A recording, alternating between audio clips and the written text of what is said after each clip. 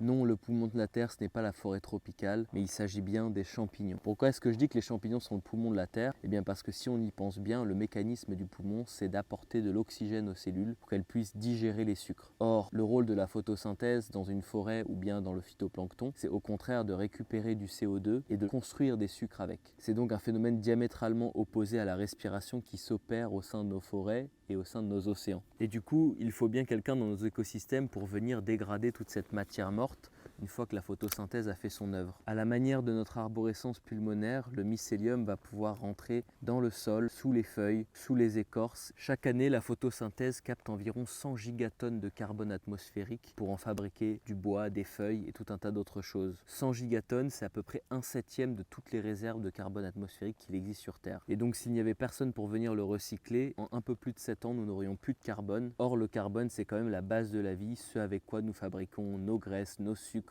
et puis nos protéines. Le poumon de la Terre, c'est donc bien les champignons, ceux qui permettent de recycler le carbone et qui permettent à toutes les choses autour de nous d'exister dans une parfaite harmonie. J'espère que tu as appris quelque chose avec cette vidéo. Si c'est le cas, dis-le moi dans les commentaires. Et puis comme d'habitude, si tu veux apprendre plus de choses sur les plantes et les champignons, Va vite te procurer mon nouveau livre, Le génie méconnu et discret des champignons. Il est disponible sur la Fnac, sur Amazon, sur Provivant et chez tout bon libraire.